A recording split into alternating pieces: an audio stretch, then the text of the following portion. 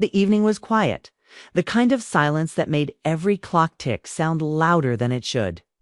Anna sat by the window, watching the rain slide down the glass in thin, crooked lines.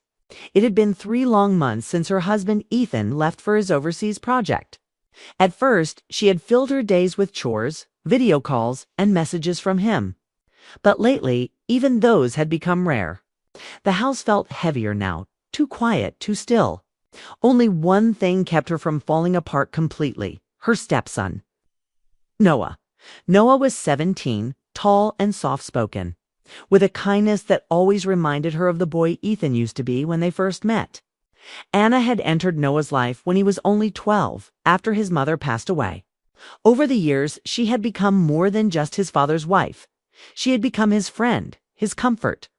They respected each other, kept their distance in a good way, and built a quiet understanding.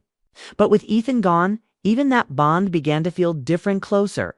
Heavier with emotion neither of them knew how to name. That night, the storm outside seemed endless. The heater had stopped working, and the house grew cold enough to make her breath visible. She went upstairs to check on Noah, hoping he had a blanket or at least some warm clothes. But as she passed by his door, she heard the sound of running water. The bathroom light was on, and she could hear the faint clatter of something falling. Her heart skipped. She knocked quickly. "Noah, you're okay in there?" There was no answer, just a low sound of pain. Without thinking, she pushed the door open. The steam had fogged the mirror, and the air was freezing. Noah sat on the floor, half wrapped in a towel, his ankle twisted awkwardly. A shampoo bottle lay broken near him. "I slipped," he muttered, embarrassed. His face was red, not just from the cold, but from the shock of it all. Anna's worry took over before anything else. She grabbed another towel, knelt beside him, and helped him sit up straight. "You shouldn't move," she said, her voice calm but full of concern. She checked his ankle carefully, her fingers gentle. "Does it hurt?" "A little," he said, trying to sound strong. "It's just the tiles.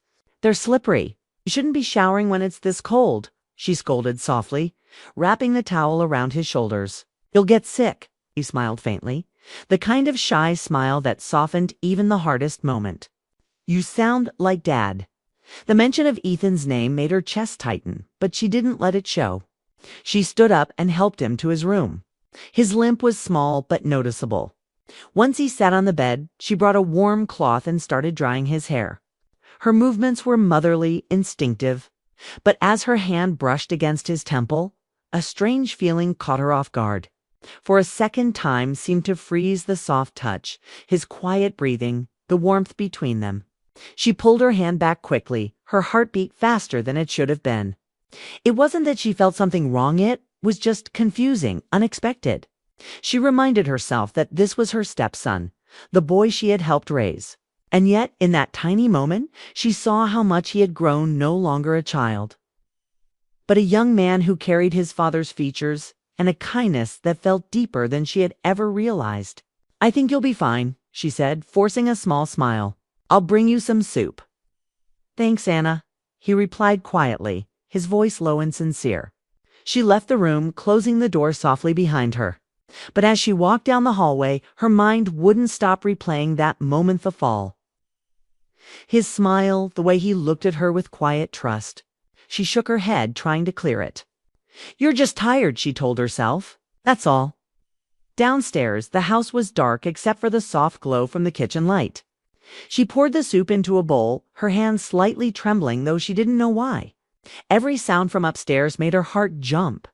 She didn't understand why such a simple moment had left her so unsettled. When she returned to his room, Noah was already lying down, his ankle propped up on a pillow. "I'll be okay," he said when she came in. "You don't have to worry so much." She placed the tray on his nightstand. "It's my job to worry," she said gently. He gave her a tired smile, then looked away. "Thanks for helping me." "You don't need to thank me," she said softly. "We're family." But even as she said it, the word family echoed strangely in her chest, like something that used to fit perfectly but now felt slightly out of place. She stood there for a moment longer, unsure whether to stay or leave. Then, before the silence grew too long, she turned and walked out, her footsteps echoing faintly in the hall. The storm outside had grown louder, wind brushing against the windows. She stood by her own room's window and stared at the dark streetlights flickering through the rain. A part of her missed Ethan deeply, the laughter, the closeness, the warmth they once shared. But another part of her, quieter and more hidden, was beginning to feel something new, something she didn't dare name. It wasn't about desire or attraction, it was about connection, about feeling seen again after months of being invisible. It scared her how easily it had happened, how natural it had felt to care so deeply for someone who wasn't really hers. Later that night, she couldn't sleep. The sound of rain against the roof was constant, almost soothing.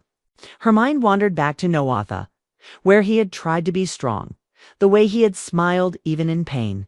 She remembered drying his hair, how gentle that moment had felt. It wasn't romantic, it wasn't wrong, but it was powerful, real, and it left her restless. In that quiet, lonely house, two people were lying awake in different rooms, both thinking about the same brief moment neither of them could explain. Upstairs, Noah turned on his side, staring at the ceiling. He didn't understand what he was feeling either. He only knew that Anna's kindness, her touch, had stayed in his mind longer than it should have. It wasn't attraction, it was something deeper. He had always admired her, but tonight something in her eyes had changed. She wasn't just his stepmother anymore. She was someone carrying pain, loneliness, and love in ways he had never noticed before. Downstairs, Anna closed her eyes and took a deep breath. She told herself it was nothing, that everything would go back to normal in the morning.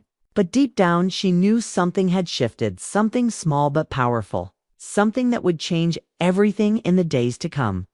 And as the storm continued outside, neither of them could shake the same unspoken thought. Sometimes, life takes an unexpected turn, not loud or dramatic, but quiet and slow, like the soft sound of rain against a window. The morning after the accident, the house felt different. Anna woke early, but the usual warmth of routine was gone. The silence between her and Noah at breakfast was new, uncomfortable in a way she couldn't explain. He sat across from her, eating cereal quietly, his eyes focused on the table. Every few seconds, she caught him glancing up, only to look away again. It wasn't awkwardness exactly, it was awareness. Something invisible hung between them, something that neither of them dared to talk about.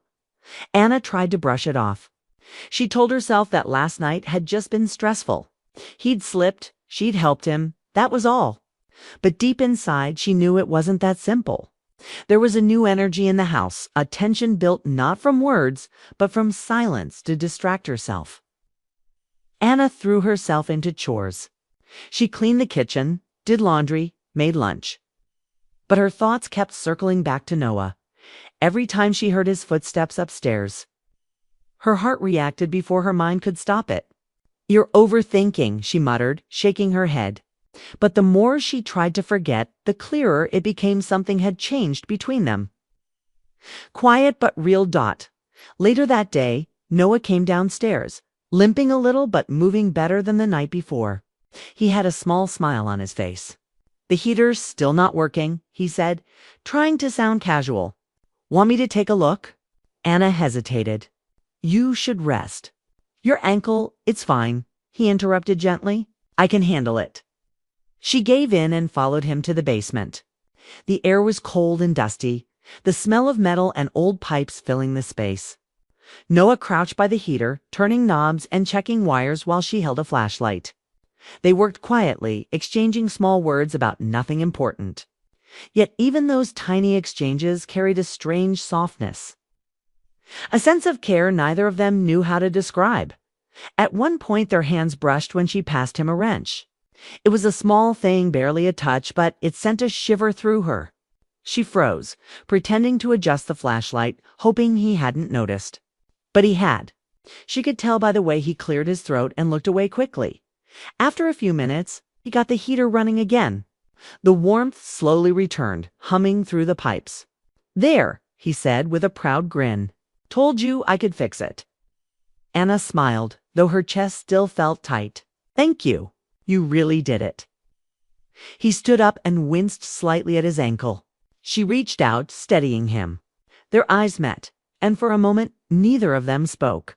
There was nothing romantic in it, nothing planned, it was just two lonely people trying to hold on to something familiar in a house that suddenly felt too big.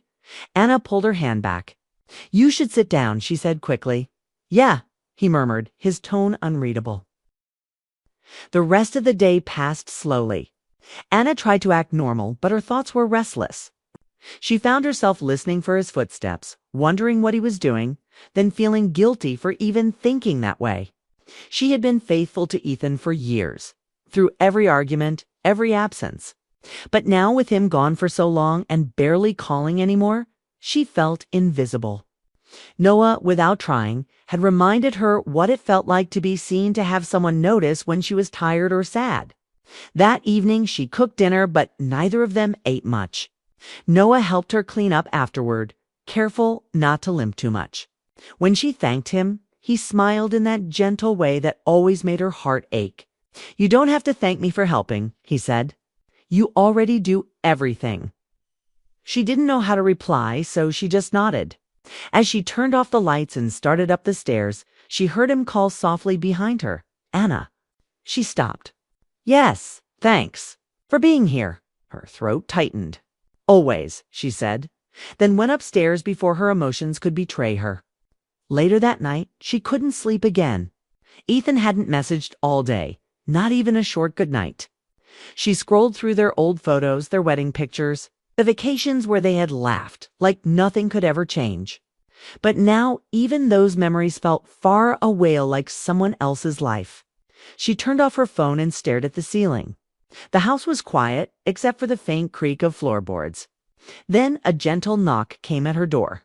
Her heart jumped. "Anna?" Noah's voice was soft. "Are you awake?" She sat up quickly, unsure what to do.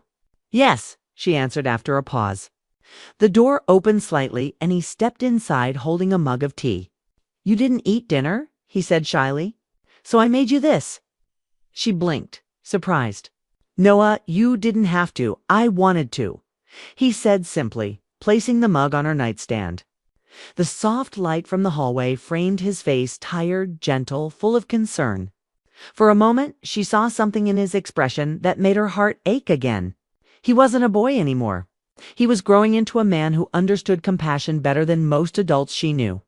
"Thank you," she said quietly. He nodded. "Good night." But before he turned to leave, their eyes met. It lasted only a heartbeat, but it was long enough for both of them to feel it that quiet. Confusing pull that neither wanted but couldn't deny. Then he stepped out, closing the door softly behind him. Anna sat there, staring at the door long after he was gone. The tea grew cold in her hands, untouched. She wanted to tell herself that it was nothing, that he was just being kind. But the warmth in her chest refused to fade. She lay down, but sleep wouldn't come. Every time she closed her eyes, she saw his face, his smile, that moment by the heater. It wasn't desire that filled her, it was loneliness, comfort, and the strange safety of knowing someone cared. Meanwhile, in his own room, Noah sat on the edge of his bed, staring out the window. The rain had stopped, and the moonlight spread faintly across the yard. He didn't understand his emotions either. He knew she was married, his father's wife, and he respected her deeply. But there was something about her sadness, the way she carried herself with quiet strength, that made him want to protect her, to make her smile again. Neither of them spoke of it the next morning. The world outside carried on as usual, but the air between them was different, filled with quiet awareness. A secret both of them wished they could ignore, but couldn't. For Anna, it wasn't about love or betrayal. It was about feeling alive again after months of silence. For Noah, it was about connection, empathy, and the ache of caring for someone he shouldn't. And as the days moved forward, their bond grew in small, unspoken ways, shared glances, quiet laughter, small kindnesses. Neither of them planned it. Neither wanted it to mean more than it should. But sometimes emotions have their own path, soft and silent, leading to hearts toward a moment they never saw coming. The storm outside had passed, but inside that house, something new had begun, something that would soon test everything they thought they understood about love, loyalty, and the fragile lines that separate comfort from confusion. The days passed slowly, but the silence between Anna and Ethan had grown into something she could no longer ignore. His calls came less often, now short, distracted, always with the same excuse. "I'm busy, Anna. We'll talk soon." But soon never came. Each day his absence felt heavier, and each night he found herself staring at her phone, waiting for a message that didn't arrive. Noah noticed. He didn't ask questions, but his eyes said everything. He saw how often she checked her phone, how she forced a smile when she heard nothing. He saw her hiding her worry behind chores and fake laughter. One evening, after dinner, she sat at the kitchen table long after he went upstairs, staring at her cold coffee. The quiet hum of the refrigerator filled the room, and for the first time, she felt completely alone in her own home. When her phone finally buzzed, her heart leapt until she saw Ethan's name with a simple, lifeless text: "Working late. Don't wait up. No, I miss you. No, how are you?" Just routine words from a man who felt like a stranger now. She locked her phone and sat there, tears welling in her eyes before she could stop them. The next morning, she decided not to think about it. She focused on errands, helped Noah with his schoolwork, cooked dinner. But in the evening, while scrolling through her messages, a new notification appeared that froze her in place. It was from Mark, one of Ethan's old friends who worked with him overseas. The message was short, but it shattered everything. "Anna, I think you should know. Ethan's been seeing someone here." The words didn't seem real at first. She read them again, and again. Her fingers trembled. Her vision blurred. For a long time, she just sat there, the phone heavy in her hand. Then, finally, she whispered to herself, "No, he wouldn't." But deep down, she knew the truth. The distance. The silence. The half-hearted excuses that all made sense now. Her chest ached. She wanted to scream, to cry, but no sound came out. Instead, tears began to fall quietly, one after another, as she tried to breathe through the pain. She had given him everything, her loyalty, her patience, her heart, and he had thrown it away. That was how Noah found her, sitting on the floor. Her phone beside her, tears streaming down her face. "Anna," he said softly, stepping closer. "What happened?" She tried to smile, but her voice cracked. "It's your father. He's been unfaithful." For a moment, Noah said nothing. Then his jaw tightened, his hands curling into fists. "He's cheating on you." She nodded weakly, unable to say the word out loud. Noah knelt beside her, his expression full of anger and sadness. "He doesn't deserve you," he said quietly. "After everything you've done for him, for me." Anna shook her head. "Don't say that. He's still your father. Stop being one the day he hurt you." Noah replied firmly. His voice trembled, not with hatred, but with frustration, the helpless kind that comes from watching someone you love break in front of you. She looked at him, her heart aching all over again, not just from betrayal, but from the kindness in his eyes. He wasn't a child anymore. He understood pain. He understood what love could do to a person. And that realization made her tears fall even harder. "Noah, I don't know what to do," she whispered. "Everything feels gone." He reached out, hesitated for a moment, then gently took her hand. "You don't have to do anything right now," he said. "You just have to breathe." His words were simple, but they hit deep. She let out a shaky breath, and for the first time in hours, she felt like she wasn't drowning alone. They sat in silence for a long time. The sound of rain outside returned, soft and steady, as if the world was mourning with her. Finally, Anna whispered, "I thought it was enough for him." "You are," Noah said immediately. "He's the one who didn't see it." Something inside her broke, not in a painful way, but in a quiet, freeing way. For years, she had held on to the image of a perfect marriage, perfect family. Now, that illusion was gone, replaced by truth ugly but real. When she finally looked up, Noah was watching her with gentle concern. His eyes, so much like his father's, yet so different, were full of compassion. "You've always been strong," he said softly, "even when things fall apart." She smiled weakly. You shouldn't have to comfort me, Noah. I'm supposed to be the adult. Adults need comfort too, he said, squeezing her hand lightly. His words melted something. Inside her, a kind of loneliness she hadn't even realized had grown so deep. For a brief moment, she allowed herself to lean against him just to feel human warmth again. There was nothing inappropriate about it. It was simple, human connection, a wounded heart finding a moment of peace. As she rested her head on his shoulder, she whispered, "I'm sorry you had to see me like this." He shook his head. "Don't apologize. You've always been there for me. Let me be here for you." The way he said it, steady, mature, made her eyes sting again. She wanted to say something to thank him, but the words wouldn't come. Instead, they sat there in quiet understanding, both realizing that their family, their world, had just changed forever. That night, Anna couldn't sleep. She lay awake staring at the ceiling, her mind racing with memories after his promises, his touch. She thought about the years they had built together, only for him to tear them down so easily. But between those thoughts, another image kept appearing: Noah sitting beside her, calm and kind, holding her hand when she needed it most. In the morning, the sunlight broke through the clouds for the first time in days. Anna felt hollow but strangely clean. She made breakfast like usual, and Noah joined her quietly. Neither spoke much, but their silence felt different, now stronger somehow. As if both knew they would face whatever came next together. Later that afternoon, she decided to call Ethan. When he finally answered, his voice was too calm, too practiced. She asked him directly if it was true. There was a pause, a long one, before he said softly, "Anna, I'm sorry." She closed her eyes. That was all she needed to hear. When the call ended, she didn't cry. She just sat there, breathing slowly, as if she was learning how to live again. Noah came downstairs, sensing what had happened.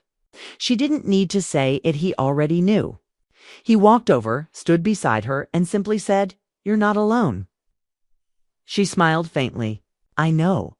Outside, the rain had stopped, and for the first time in a long while, the sun touched the windows, lighting up the house. It didn't erase the pain, but it reminded her that life still went on, that maybe healing wasn't about forgetting, but about finding small moments of peace again. And though she didn't realize it then, that moment when Noah reached for her hand without saying a word was the beginning of something new. Not romance, not confusion, but a quiet understanding between two hearts that had been broken by the same person, yet still found the strength to care. The unexpected turn in her life had arrived, not through betrayal, but through the kindness of someone who refused to let her face heartbreak alone. When Ethan finally came back home, the house no longer felt like his. He stood at the door, suitcase in hand, looking nervous and older than before. Anna was sitting at the kitchen table, calm but distant. She had already cried her tears. Now all that was left was quiet acceptance. Noah sat in the living room, pretending to read but listening to every sound. "Anna," Ethan said softly, "can we talk?" She nodded, her eyes fixed on the cup in front of her. He sat across from her, hesitating, knowing there was no easy way to start. "I made mistakes," he said finally. "I don't have excuses. I just want you to know I'm sorry." His voice cracked, but she didn't look up. "You had months to say that," she replied quietly. "You didn't," he sighed, guilt heavy in his voice. "It didn't mean anything." "I just don't," she interrupted, her tone steady but tired. "Don't try to make it smaller than it was. You broke something you can't fix with words." For a long moment, neither spoke. The sound of the old clock ticking filled the silence. Noah shifted in the other room, his jaw tight, his eyes burning with anger he tried to hide. Finally, Ethan said, "I'll leave if that's what you want." Anna took a deep breath. "Yes," she said simply. "It's what's best. For me, for you, for him." He nodded slowly, his shoulders sagging as if a weight had finally caught up to him. He looked at her one last time, eyes full of regret, but she didn't meet his gaze.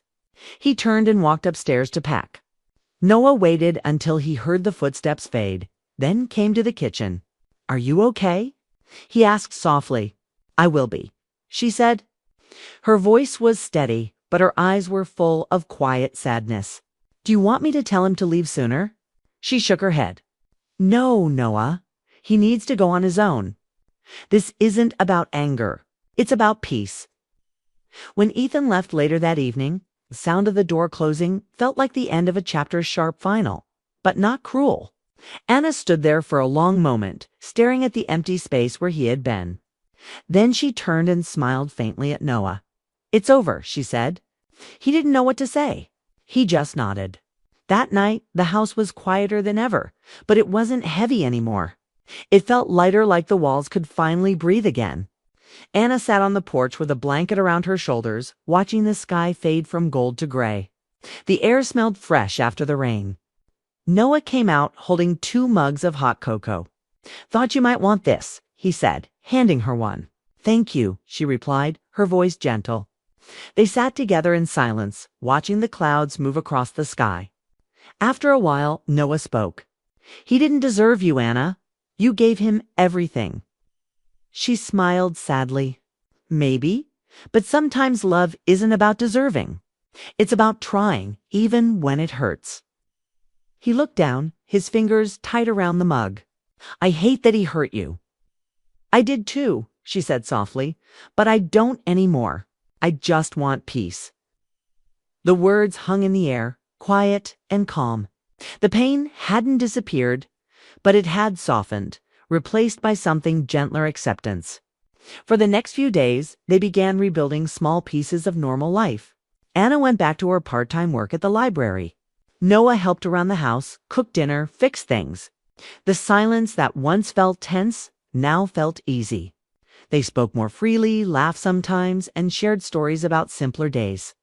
One evening, Anna found herself looking at an old photo on the fridge, her and Ethan at the beach, smiling like they were invincible. She took it down quietly, replaced it with a picture of her and Noah at his high school event from a year ago. In that photo, both of them were laughing, carefree. For the first time in months, she smiled without forcing it. That night, as they watched a movie together, Noah said softly, "You seem lighter lately." "I think I am," she said. "Sometimes letting go is the only way to move forward." He nodded, understanding her in a way that words couldn't express. Weeks passed. The pain faded into memory. Ethan called once or twice, mostly to talk about Noah, but Anna kept her distance. She wished him no harm. She just didn't have space for the past anymore. Noah noticed how she carried herself differently. Now, stronger, calmer. She had stopped waiting for apologies or explanations. She had started living again. One afternoon, while they were gardening, Anna looked up at him and said, "You've grown up so much, Noah. You've been my strength through all of this." He smiled, a bit shy. "You were mine first." Their eyes met, and for a moment neither looked away. It wasn't romantic hit, was something deeper, a connection born of shared pain and quiet care.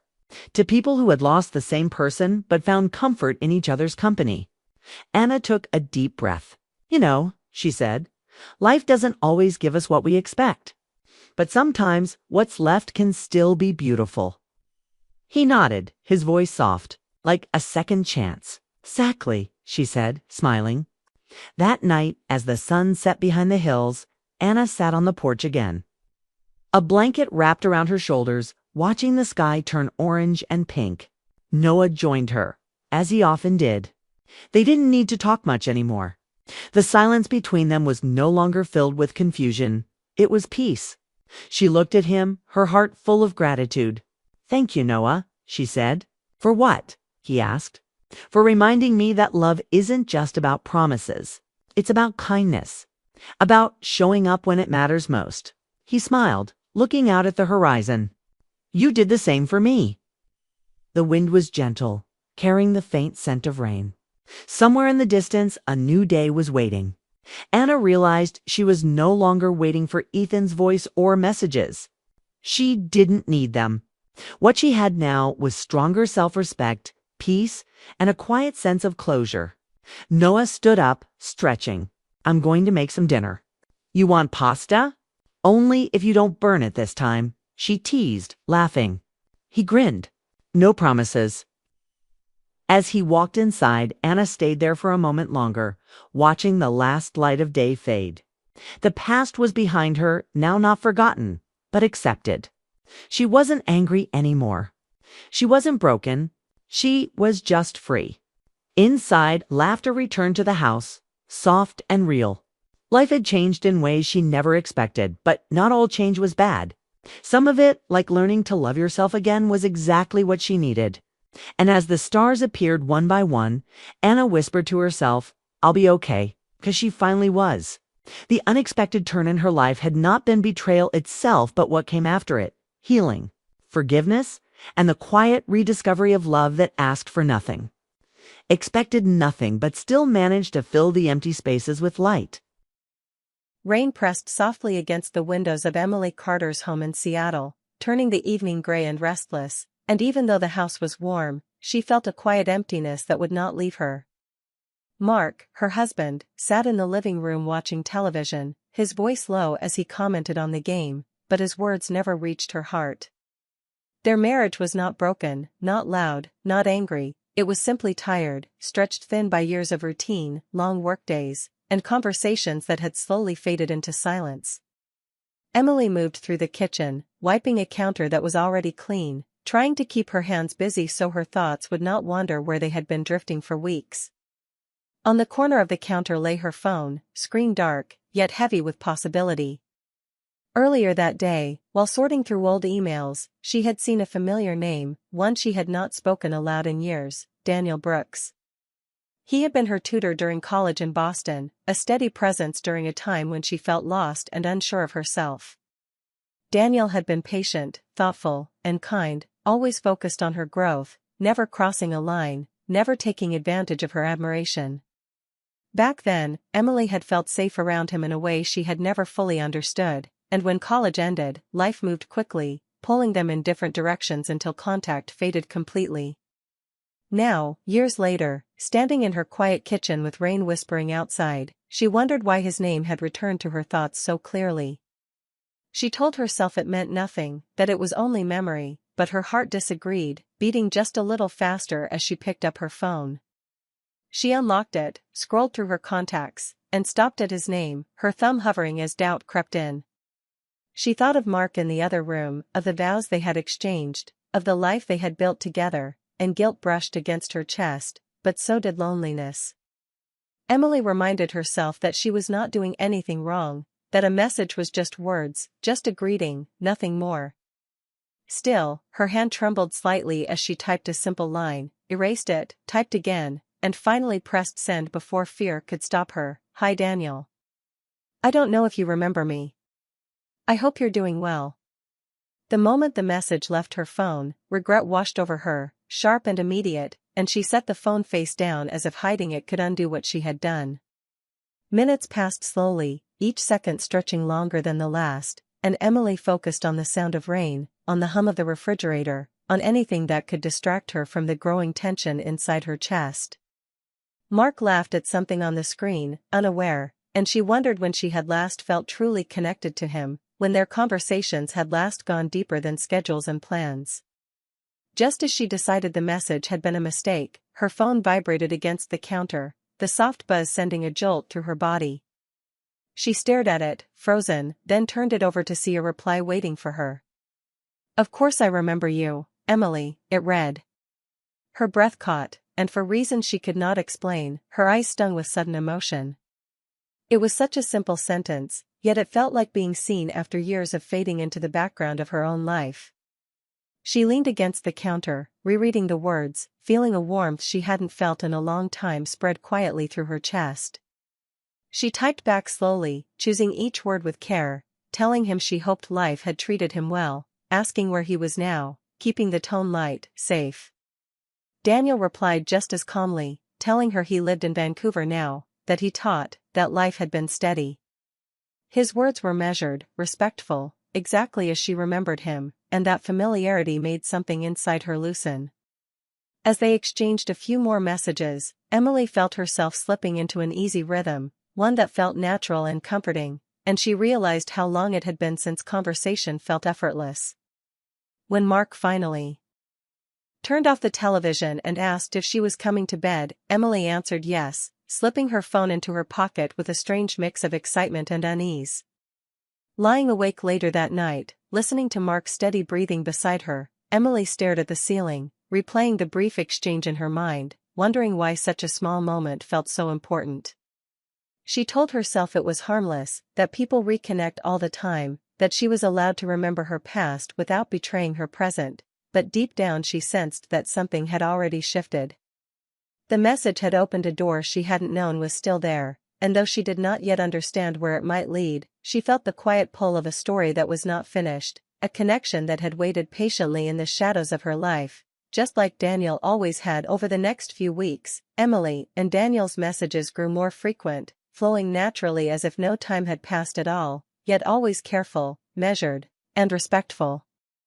They shared stories about their work, about friends, about the little frustrations and small joys of life, and Emily felt herself drawn into a warmth she had not realized she had missed. Daniel never pushed boundaries, he never asked about her marriage unless she spoke first, and even then his questions were gentle, like a hand hovering just above the surface, never breaking it.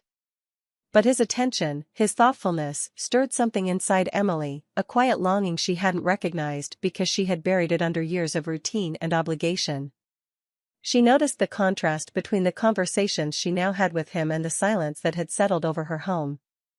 Mark was not unkind or absent by intent, but he was distant, busy, focused on tasks and schedules, leaving her to navigate her own emotions largely alone.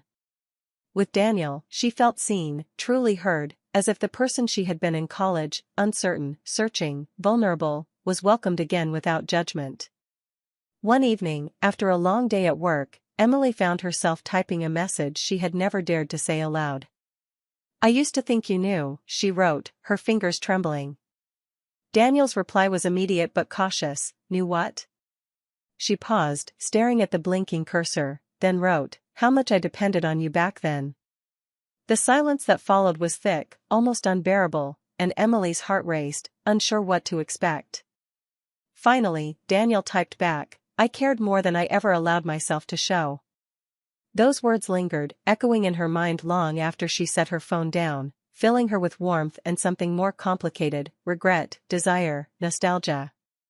She realized that the restraint he had always shown, the distance he had kept for years, was a part of what had drawn her to him in the first place.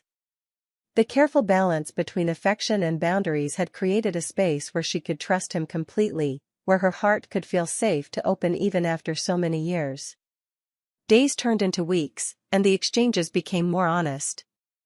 Emily found herself sharing little secrets, small disappointments, and fleeting dreams she had never told anyone, not even Mark. Daniel responded with encouragement and empathy, never crossing the line, yet his words had a magnetic pull that made her notice the emotional gap in her marriage more clearly. She began to recognize the truth she had been avoiding. Her connection with Mark was comfortable but lacked the depth of feeling she experienced with Daniel. The longing she felt for him was not about physical desire, it was about being recognized, appreciated, and emotionally understood. Late at night, Emily would lie awake, rereading his messages, feeling the quiet pull of a connection that was safe yet profoundly stirring. She wondered why such a simple friendship, a reconnection with an old mentor, could awaken feelings she had tried so hard to bury, and she realized that what she missed was not just Daniel, but the part of herself that had existed freely and honestly with him in college. She did not make plans to meet him yet, the anticipation alone was intoxicating, each message a thread weaving her emotions tightly around memories of a time when life felt vivid and possibilities seemed endless. Emily began to see patterns in her own life, how routine, work, and responsibility had dulled her spirit, and how reconnecting with Daniel reminded her that her heart still wanted to feel deeply, to be seen, to matter to someone who understood her completely. Despite the excitement, she felt the tension of boundaries, the careful respect in Daniel's words, which made every exchange feel electric yet safe. Each morning, she awoke with thoughts of him, wondering how he would reply, what tone he would take, and she found herself longing not just for their conversation, but for the rare connection that made her feel alive again. Emily also noticed subtle changes in herself. She was more thoughtful, more reflective, more aware of the emotions that had been dormant. She began to question her complacency, the distance that had grown between her and Mark, and she could not ignore the quiet ache that told her something essential was missing. Daniel never acted impulsively, never pressured her, and that restraint only intensified her feelings. She realized that what she wanted was not reckless passion, but the acknowledgement of a bond that had always existed beneath the surface, waiting for the right time to emerge. One evening, after a particularly long and honest conversation about dreams and regrets, Emily typed a message that made her heart pound. "I think I've missed this part of myself all along." Daniel's response was patient, reflective, yet filled with warmth. "Maybe it's never too late to find it again." She read the words over and over, feeling tears prick her eyes, a mixture of joy, sorrow, and longing. She understood that their reconnection was awakening more than memories, it was awakening a part of her soul she had ignored for years. Each day, each exchange, each thoughtful sentence strengthened the pull she felt toward him, but always within the careful boundaries Daniel maintained, creating a tension that was both thrilling and contemplative. Emily knew she had to be honest with herself, to recognize that what she was feeling was powerful and real, yet complex and challenging, and she wondered how long she could keep these emotions contained. The weeks of messages and careful honesty built a quiet intimacy, one that filled her heart with hope and a gentle ache, leaving her both excited and fearful of what the future might hold. It was a longing for connection, for recognition, for the revival of feelings she thought she had left behind, and yet it was also tempered by respect, patience, and understanding, making the emotional stakes high and tender.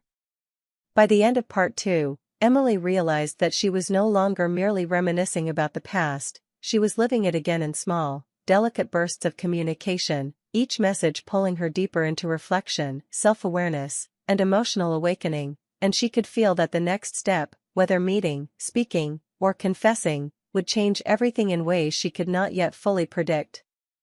The day Emily finally met Daniel after 10 years was charged with a quiet intensity that she had not anticipated, and even the journey to Vancouver seemed to stretch her thoughts with anticipation, curiosity, and an undercurrent of fear she could not name. She told Mark she was visiting an old friend for coffee, and though he didn't question it much, she felt the weight of the half-truth pressing on her as she drove through the misty streets, rain soft against the windshield.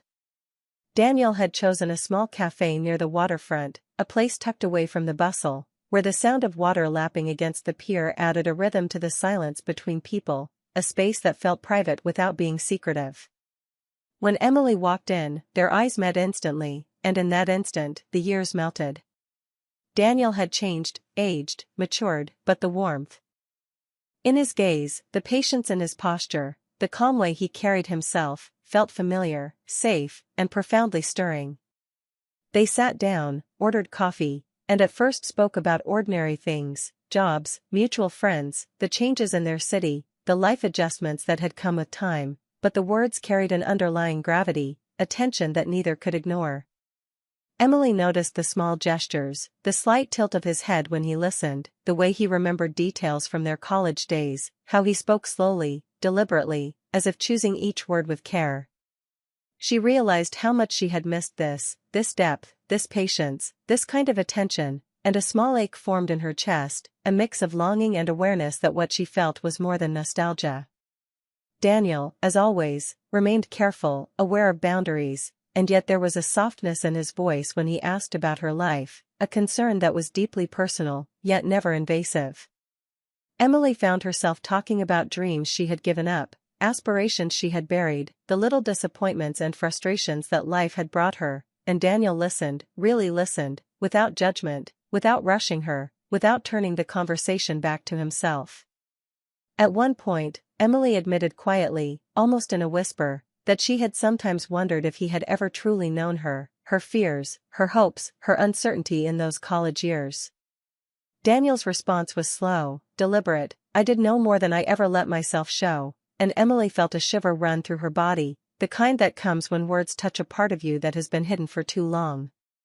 They spoke about choices they had made, roads not taken, mistakes, moments of courage, moments of regret, and each revelation drew them closer in a way that felt both innocent and intimate, emotionally charged yet carefully restrained.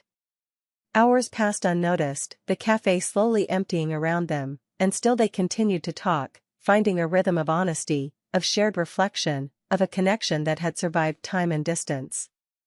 Then, as the light outside dimmed, Daniel stood, his movements calm but deliberate. "I should go," he said, his voice steady but tinged with an emotion he did not show fully. Emily's chest tightened, she felt the sudden fear of losing him, of letting this moment slip into memory without ever acknowledging what it meant. "Wait," she said softly, almost too softly, and when he turned, she felt the courage that had built inside her for weeks surge forward.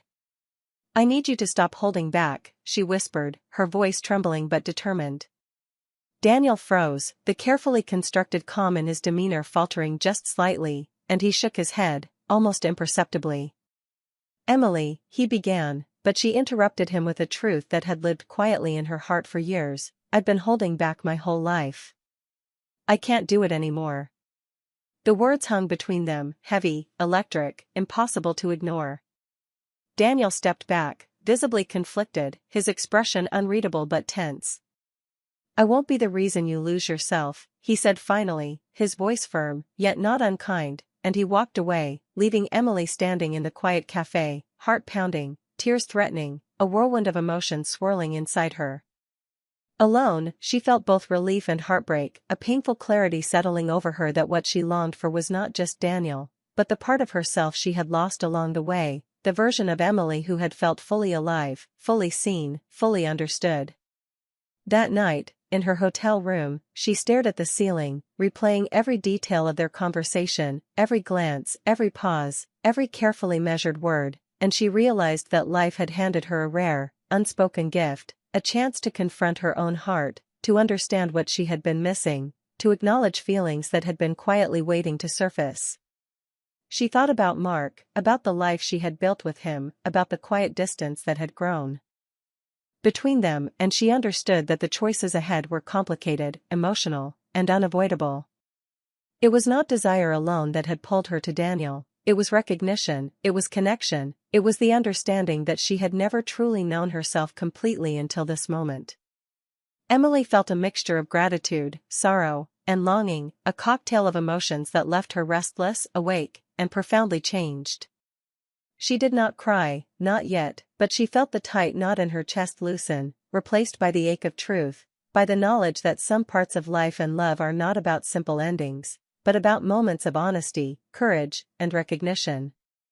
She realized that Daniel's restraint, the careful holding back that had always defined him, had made this encounter all the more powerful, and she now understood that restraint and respect could carry their own intensity, their own emotional depth, and their own form of romantic truth. By the time the night stretched into the early hours, Emily lay back on the bed, exhausted, trembling slightly, yet awake in a way she hadn't been for years. She knew that this encounter was not the conclusion, it was a beginning, a turning point that demanded reflection, honesty, and bravery. She realized that love and longing could exist in forms beyond convention, that emotional intimacy could transform her understanding of herself and her life, and that the next steps, whether with Daniel, with Mark, or simply within herself, would require courage she had only just begun to find.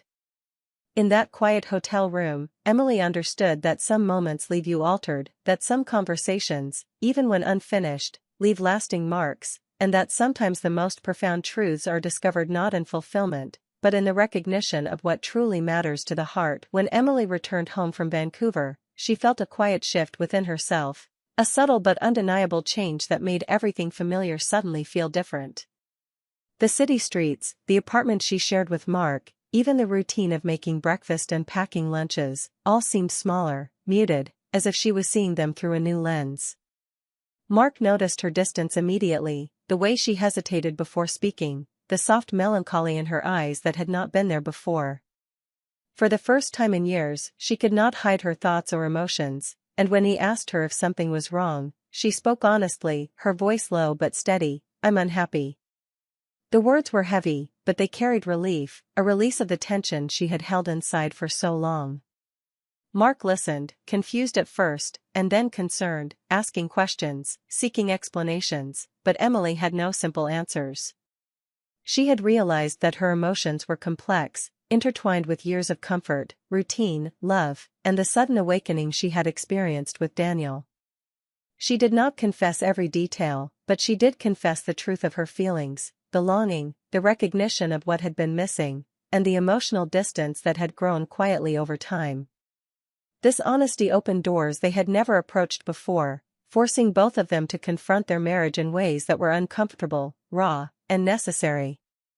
Emily began therapy sessions, both individually and with Mark, exploring the layers of her heart, her past, and the choices that had led her to this point. She spoke about Daniel carefully, not to cause harm, but to acknowledge a part of herself that had awakened in Vancouver, a part that needed recognition, understanding, and space to breathe.